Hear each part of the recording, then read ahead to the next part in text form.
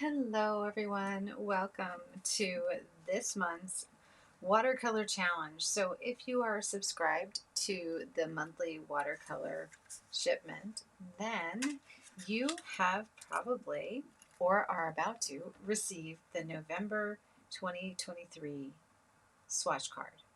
And with this comes this beautiful Mgraham by the Sea set of colors.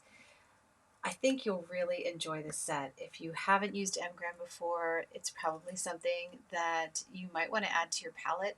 I think they're really juicy. They're beautiful colors. They are sticky because they are honey-based colors, so you will have a little bit of an issue with the stickiness, but they're poured directly from the tubes, and that just kind of goes with the territory. But as you know from Jack's Watercolor, we don't shy away from the professional watercolors no matter what. So I always like to try and find a way to get them to you. And we did it in dot cards and then also these little quarter pans for our Duo subscribers so that you can put them in your tin and use them up. There's a swatch card in these kits as well with a suggestion that you can enter this challenge. This is the Jack's Watercolor Challenge that we share on the group page on Facebook. So if you want to enter, all you have to do is just paint this or something like it on the sample pieces of paper that are included in your monthly watercolor subscription, and you can do it as many times as you like. I actually put several sheets of paper in the subscription so that you can practice. And there's also some really fun Christmas watercolor card ideas as well that you might want to do as a challenge and show me, what you made. There's a video on this as well on the channel, and all that is linked up through your subscription. So you can find the little scan tags in there on the back of your cards. All right, guys, so I'm going to show you a couple of easy ways to paint something like this. This one, of course, is already printed for you, so pretty easy to paint if you want to just experiment with these colors that came.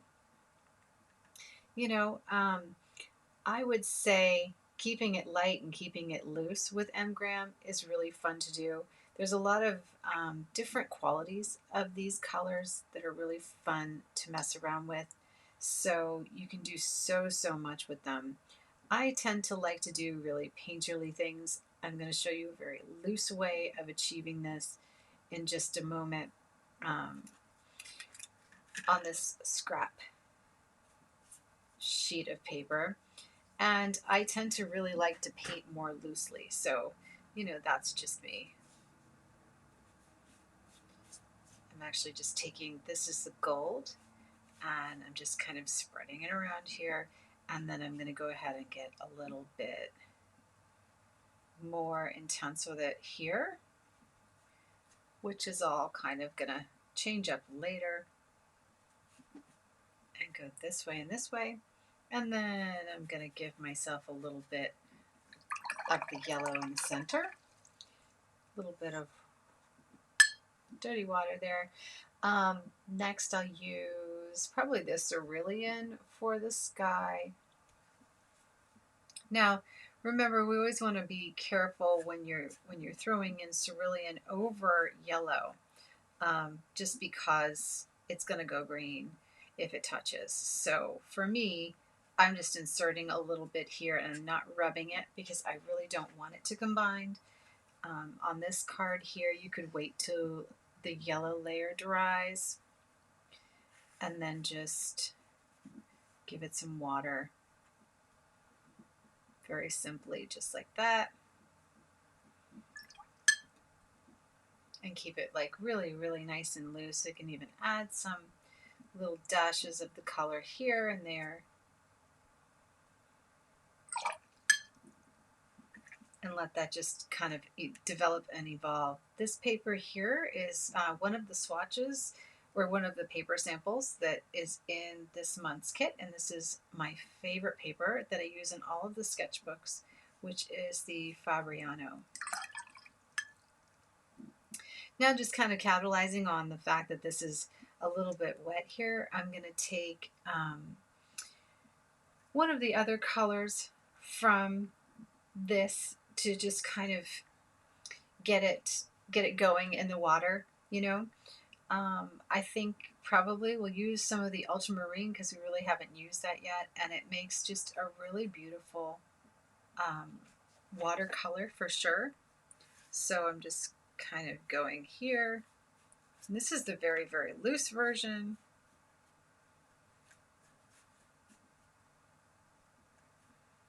Mixing it up with a little bit of dry brushing effect.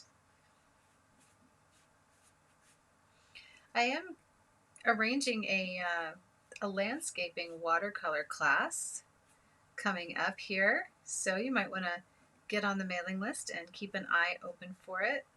If you received this video through email, then you are already on the email list. Now, as I go over the yellow, it is going to give me more of those greens that I like. So I'm kind of just dry brushing effect over them. And then I'm going to switch my colors here and grab some more of this yellow and go through this blue with it in almost a dry brush way so that I can just kind of see what I get with the beautiful colors. Let's add a bit of phthalo green to this mix. Now that is a very, very bright color, so sometimes I like to mix it in with the ultramarine so that I get that beautiful brightness, but it kind of tones it a little bit so it doesn't take over, because phthalo green will really take over a painting. So by mixing it with ultramarine, they are such a good partnership, and then you end up with some really unusual looks. I'm trying to go in here and just kind of give you the presence of the water without destroying too much of the light. And I also don't want, I want to do this fast and not have this one be, you know, something that you just don't paint quickly. I think by painting quickly on this challenge, you'll come up with something looser than usual and something really, really fun that you probably didn't think you could do, you know, and I want you to surprise yourself. So just kind of do that nice, swift action back and forth and let some of these colors combine, kind of keeping some of the lights in there until you get something like this, and it's really, really pretty. And then up here, we don't have an orange in this kit, but if you notice that when I add a little more thickness in my paint color,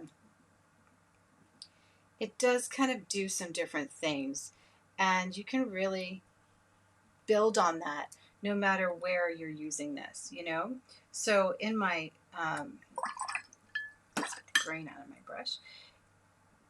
In this area here, I can actually add a little more warmth to that brightness, just like that. And remember, I had left the streaks in, right? Well, that's because I'm going to go back in and we're going to take something like this green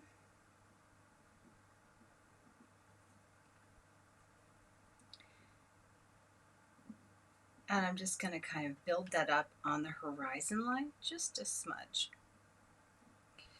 And I'll show you why, because it's going to make a really, really beautiful mountain base.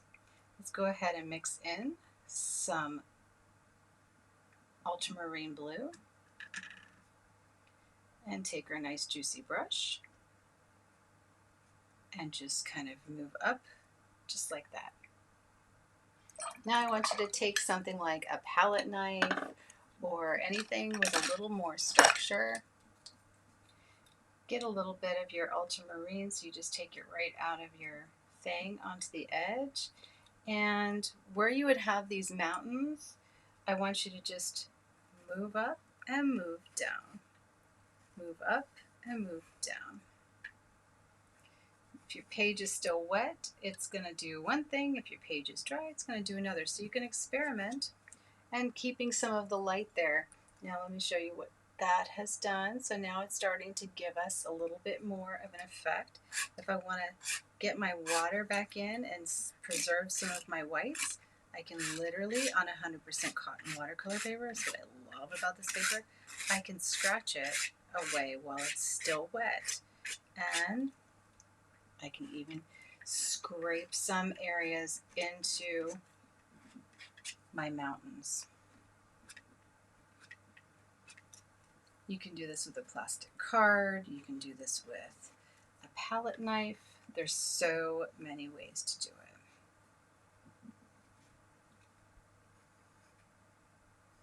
And that's just giving us a little more definition on those peaks as I literally sculpt in our mountains. A plastic card would work really great. You don't have to use a piece of metal or palette knife. This is pretty flexible. But I actually do even better with just a card, you know. So I'm scraping in those surfaces, and that gives us this area here. And if you want to see that again, we'll just take some of our blue, mix it in with some of either the phthalo green or the sap green. I like the sap green for it. And palette light that in. You can dip it in a little bit of water if you want it to be looser. A little more green. And on this one, if you feel like, you know, it's too small, I'm just going to take my flat brush here, and I'm just going to surface out some of these colors. Let's grab a little bit more of that and mix it in with the green. And this is a very large brush for this bit.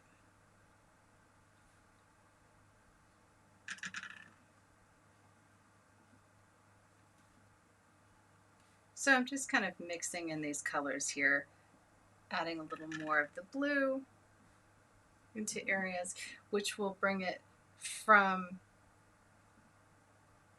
the light blue to the dark blue. And I'm trying to follow some of the lines here. Now, again, I really like very, very loose watercolor landscapes. I don't really like to follow patterns, but I printed this in very, very light, like very light gray, in hopes that you would take full advantage of the fact that it was drawn in for you, but also make sure that you don't go to copy on it. You know, it's just so that you have the guide, but you can also just kind of try out some new techniques like this scraping right here. Now this color, this paper that it's on is not 300 because my printer just does better on the lighter paper. So it's not going to take as much scrubbing as the sample pages, as you can tell. So it's going to be a little bit different and a little tricky, but you can still get it to happen. Pretty interesting, huh? And then as you go through, we can now take some of these colors and paint them in. Just add a little bit more color. Some areas, as I have this really, really light green wash, I'm going to go across, and then I'm going to grab that gold and just add it lightly in so that it's that yellow again. And it's kind of fun just to see these colors mix and see what you get. You can brighten up that line there. Grab a little bit of the cerulean blue. Cerulean blue is beautiful, isn't it? Because it literally has granulation in it. So you can just kind of push it around with some water and let it just do its thing. This is so small. It's going to kind of paint around those little clouds. And then just take a cloth and brush away some of the watercolor. And it will give you that nice, like, uneven kind of tone. Isn't it pretty? And then once this is dry, I can go back in with either some ink or the dark blue and give us a little sense of scale just by adding in that bird. So just kind of fun, right? And if you wanted to do the front, you can paint those. You can grab some of this green and just press the watercolor in with a little bit of water, and it will give you some really interesting texture down at the bottom, which is just a different look to dry brushing. So it gives you like really, really interesting texture.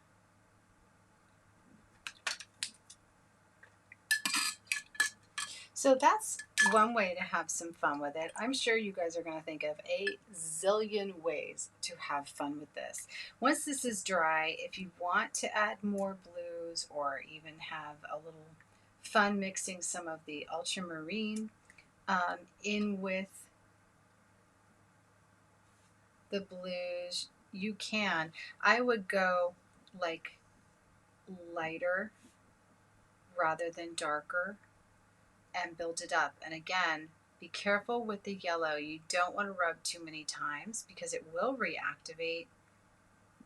I just kind of don't like to fuss with it too much. I kind of like to leave it really, really loose. If you want to go into your palette and add like maybe some pinks on top of this, you could mix pinks with the yellow. It would be really pretty. I mean, you don't have to stick with just the Mgraham colors in the challenge. You can do pretty much whatever you want to. You can even, put more mountains on that sun. You don't have to leave it like this, but that's just, fun ways to do it, whether you want to mix different techniques using things to scrape the watercolor through, to remove watercolor and get the highlights in. There's so many ways to go at this, whether you want to do a little more painting or a combination of some of the scraping and some of the dry brush painting. These are all great ways to do it. So here you're seeing some blending, you're seeing some graded wash, you're seeing some scraping away to bring back. So when we scrape this away, because I did this in yellow first and I scraped it, it left the yellow. So it's a very, very light yellow right here where the scrapes are. And that's how I got that, so that it's not just stark white. It's actually a very, very light pale yellow was what that first layer was when it dried. Then we put blues and greens over it and we scraped it away. Now, because I didn't use a ton of phthalo here, the phthalo would have bleached it, it would have stained it, and it wouldn't have come out like this. I used the two colors that weren't staining, which is the cerulean and the ultramarine. Those ones don't stain, so that's why it's really important to know which one stains and which one doesn't, because you can work them. And they allow you to push them around. They're filled with granulation, so you get that nice texture.